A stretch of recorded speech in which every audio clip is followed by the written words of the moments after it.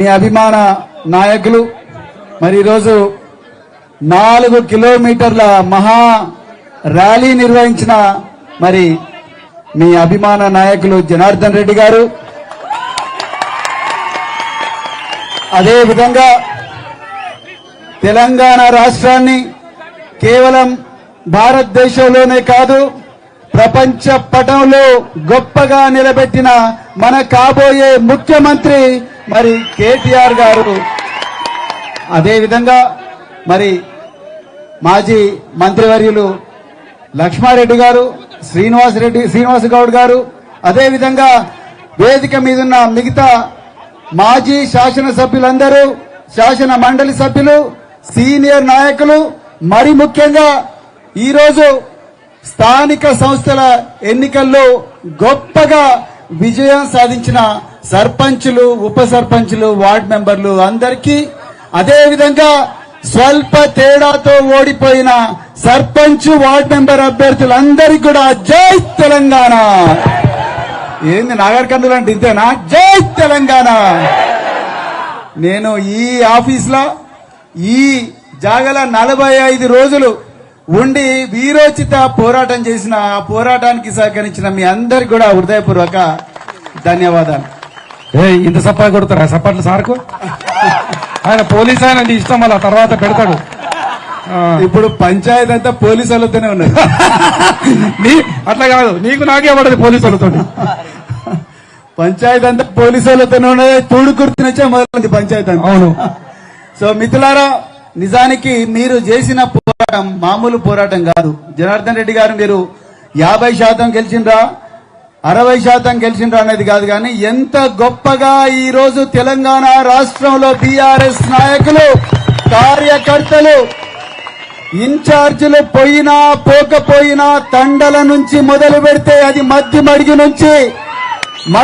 నుంచి తూడుకుర్తి దాకా, బల్మూరు నుంచి వంగూరు దాకా, చారకొండ నుంచి ఊరుకొండ దాకా ప్రతి చోట కూడా మీరు చేసిన పోరాటం మామూలు పోరాటం కాదు మిత్రులారా.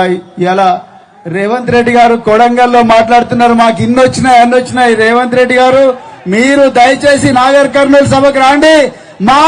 మీరు తొండలు అంటున్నారు, ఆ తొండల సైన్యం ఇక్కడే ఉంది, వాళ్ళు ఎవరు రాగలేకపోతారు.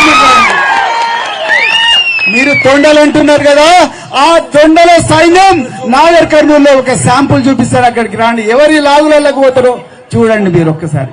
మిత్రులారా, మామూలు విషయం కాదు. పోలీసుల బెదిరింపులు, బైండ్ ఓవర్ చేస్తామని ఇళ్లకు మఫ్టీలో పోలీసులను పంపించిండ్రు. వార్డు మెంబర్ నిలబడదామంటే MLA, sitting ruling party MLA దగ్గర నుంచి బెదిరింపులు, ఎమ్మెల్యే ఫోన్ కట్ చేస్తే ఎస్ఐ నుంచి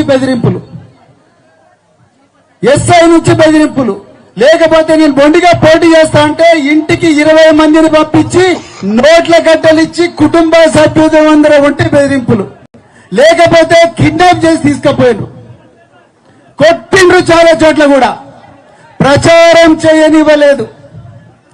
అయినా కూడా మొండిగా ఉదయం 5 గంటలకే ఎముకలు కొరికే చలిలో పొద్దున్నే లేచి ఇంటింటికి పోయి కేసీఆర్ గారి గొప్ప పాలన గురించి ప్రతి ఇంటికి పరిచయం చేస్తూ మీరందరూ కూడా పోరాటం చేస్తే ఈ రోజు మనకు గొప్ప ఫలితాలు వచ్చినాయి మిత్రులారా. మీరందరూ కూడా మరి చాలా గొప్ప యుద్ధం చేసిండ్రు. కొన్ని చోట్ల మన వాళ్ళు గెలిచే పొజిషన్ ఉంటే రిటర్నింగ్ ఆఫీసర్లకు భయపెట్టి డోర్లు క్లోజ్ చేసి రిగ్గింగ్ చేసి మరీ గెలిచిండ్రు కాంగ్రెస్ వాళ్ళు. ఇది వాస్తవం, చాలా చోట్ల కూడా జరిగింది.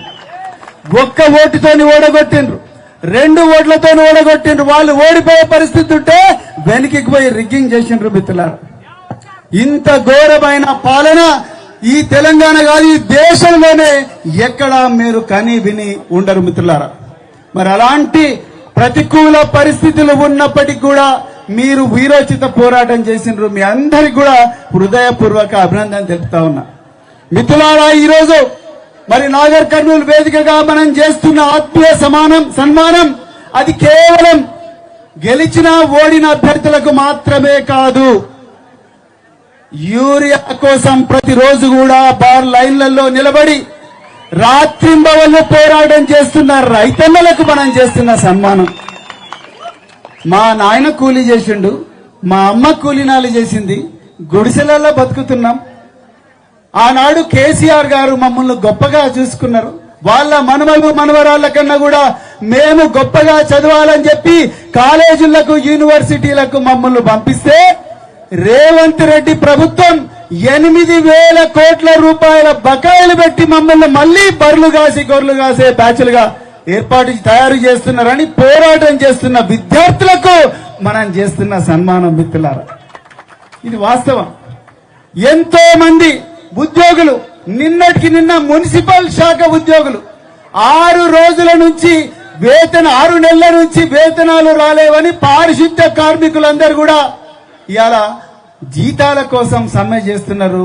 ఆ సమ్మె చేస్తూ రేవంత్ రెడ్డికి వ్యతిరేకంగా పోరాడుతున్న మున్సిపల్ ఉద్యోగులకు మనం చేస్తున్న సన్మానం మిత్రులారా. ఈరోజు 120 మంది విద్యార్థులు చచ్చిపోయారు. ఒక్కరు కాదు, ఇద్దరు కాదు. మొన్నటికి మొన్న ఒక అమ్మాయి చనిపోయింది. శ్రీవల్లి అనే అమ్మాయి స్కూల్ కెప్టెన్, కళాశాల ప్రిన్సిపల్ బియ్యం దొంగతనం చేస్తున్నాడు, కూరగాయలు దొంగతనం చేస్తున్నందుకు అడిగినందుకు ఆ అమ్మాయిని అవమానిస్తే ఆ అమ్మాయి సూసైడ్ చేసుకుంటే కనీసం శవాన్ని అంబులెన్స్ లో కూడా తీసుకుపోలేని పరిస్థితి, ట్రాక్టర్ల పడేసి తీసుకుపోయినరు ఆ బిడ్డను. అలాంటి అన్యాయాలకు వ్యతిరేకంగా పోరాటం చేస్తున్న తల్లిదండ్రులకు మనం చేస్తున్న సన్మానం మిత్రులారా. ఈరోజు ఎంతో మంది ప్రభుత్వంలో ఉద్యోగ